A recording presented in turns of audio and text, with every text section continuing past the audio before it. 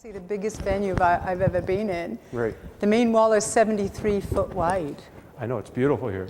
But the problem is that it's so far from center, from what we know is the art epicenter of Detroit. So it's hard for people to come here, and it's open every day from 10 to 2, Monday through Friday. But unless you're coming to see a theater performance here, most people only come to the receptions. That's what we do. We go to Right. everybody's receptions, don't we? Sometimes the closings.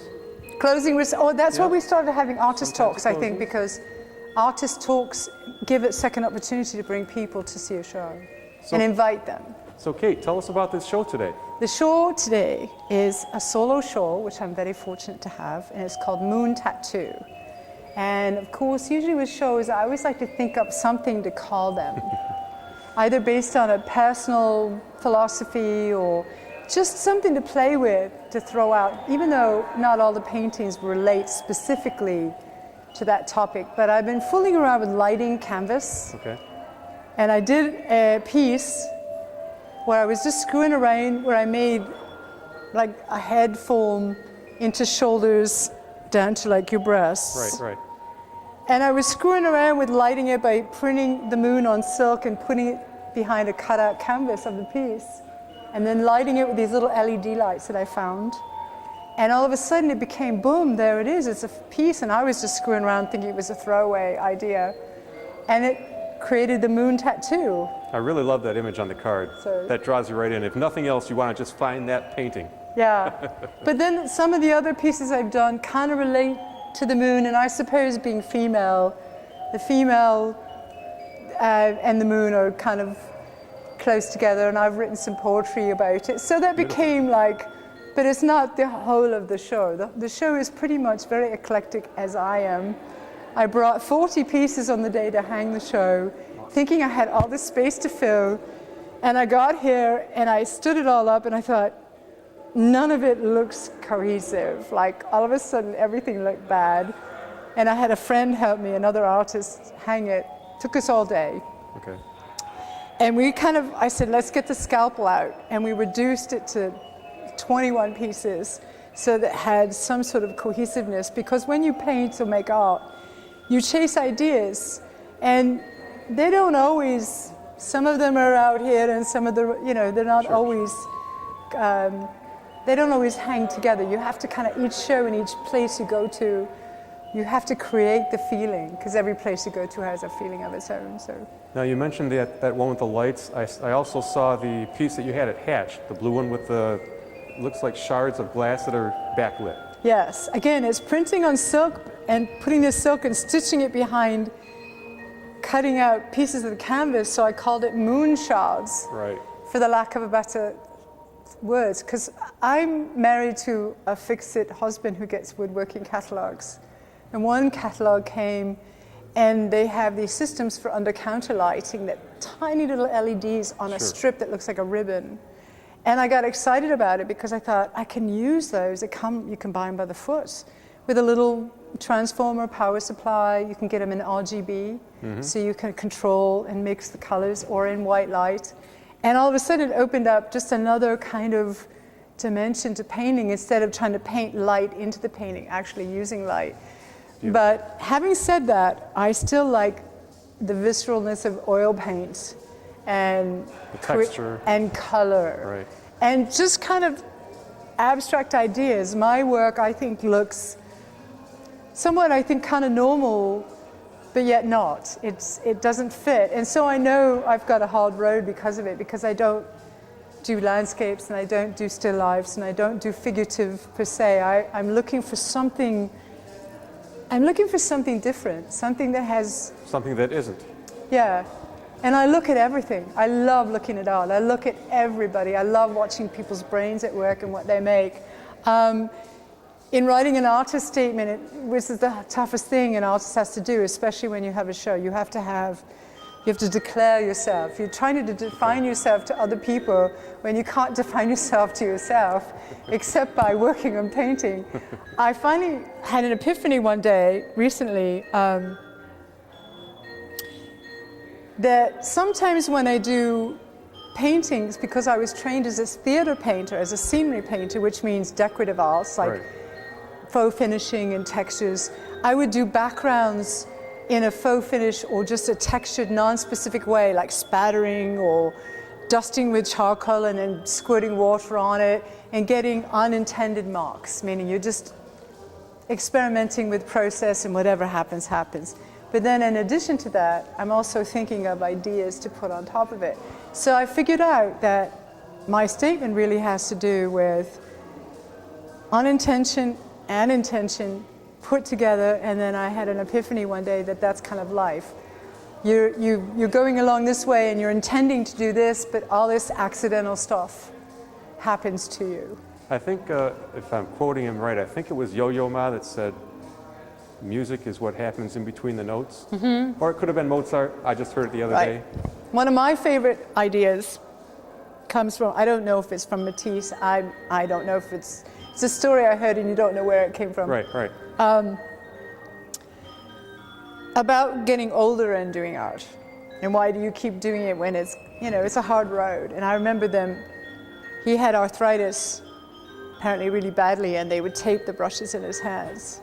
Wow. And he would paint, and the younger man, his studio assistant or somebody would say, why do you persist so? Why, when it's so painful? And he would say, because when the pain is gone, the beauty remains. And I like that idea that I love that. You work at problems, you think you suck, you just think you go through all this in the studio about, is it any good, do I like it, and trying to solve problems with images and ripping canvas off the bars if I don't like it. And then when you finally get that or do something that you like, it's like you're willing to try it all over again. It's that much fun and that much pleasure and pain sort of combined. So I was going to ask you what are some of your early influences, but it seems like later on you influenced yourself. Well, partly, but because I like to look at lots of people. I mean, when you're coming up, your tastes change a lot over the years. I used to like distill, like Russian distill and very linear. Then it was the romanticism of like the Impressionists, like Monet. Then it's like Matisse, and then you start looking, and then you go back to Rembrandt, and then you go forward to Dali, and then, so basically I start looking at everybody. And now I like looking at a lot of younger artists, a lot of the New York artists. Lisa Adams is one I really, Peter Deutsch, people like that I just adore. And I'm always finding new people to look at it. I get really excited about looking at other artists. I do, especially if I really respond to what they're doing. So subconsciously, sometimes you take a little bit from people that I'm sure we all do. I'm sure we rip off everyone we can possibly.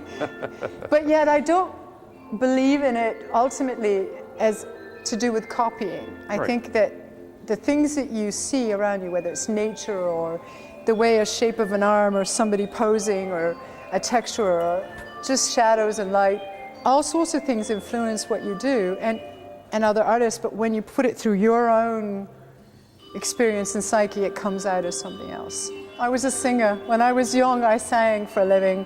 I wanted to be a pop star when I was young. I was trained as a theatre scenery painter. I painted sets. Trained in the guild system in England. It means you're an apprentice and a journeyman. Right. And you get abused terribly by the older men that force you, wash the brushes, mop the floor. And then I got a job in the movies, and that's how I came to be in LA, where I met my Michigan husband. I wanted to work in a movie set because everybody wants to find what. Sure. But I found out that I really like theater painting. It's much more painterly. Movies it's not that much fun.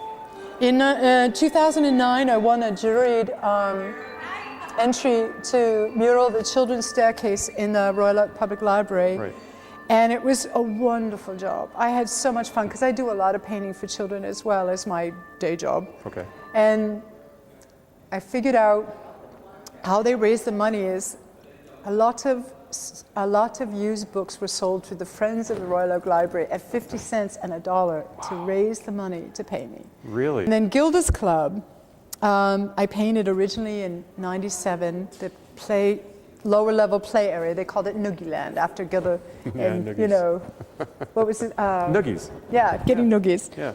Then again in 2004, they invited me back to paint some of the hallways leading to the playroom down in the lower level of the house.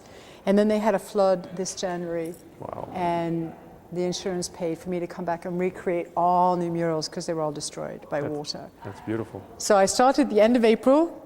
I finished at the end of July. And they said fantasy, and I went nuts. There's Dinosaur World and Future World, and it's all over the place. And I had a blast. It must have been a blast. It was. I mean, it's all play to me. You know, it's just nice to get paid to play instead of paying to play. Right. Which is a lot of what happens in fine art. Is that, you know, we live and die by showing in places, and finding places to show is tough. I think that you try to win on your own merit instead of just going to galleries and say, I'll pay you $3,500 to have a show. That's why I like venues like this theater. It's like, I know it's not central to Detroit, and I know it's not well known, but it's a beautiful venue, and every month they will invite a different artist to show here. And if you can hand out enough art show cards and invite everyone you've ever met, Right. you can. I think it's worthwhile. So when was your transition to painting just for yourself? Well, in 1992, my husband, my Michigan husband, we left LA. Okay. This is summer of Rodney King, by the way. Okay. We moved to Seattle. I was vying for the straight job a scenery painter would have. Sorry. Which would be to work in a theater with benefits, to have a job where you paint sets for shows coming in on tour. Sure. And the theater job fell through. And so I decided to go on my own. And so in 1992, I created my own business. Awesome. And faux finishing decorative painting was becoming very popular in the States. And so that's what I did. And I climbed ladders and swung from chandeliers and painted a lot of big houses. And we moved here in 1995 because Seattle is a boom and bust economy with Boeing. My husband ruptured a disc in his neck, had to go back to school, so I fauxed the world. But in addition to that, my motto was, whenever the paid work was done, then I would do my own work. And so I've been training myself to be a fine artist ever since. It's sort of the back entrance way of being a fine artist, the back door way. You know, I used to kid about monkey and typewriters. I think if you practice, anybody, whether you're gifted or not, you have to practice every single day at what you want to do. You have to mine it. You can't say, I was writing a letter to a nephew who's quit community college, and all of a sudden he wants to go to art school, but he hasn't tried to earn A living. to go.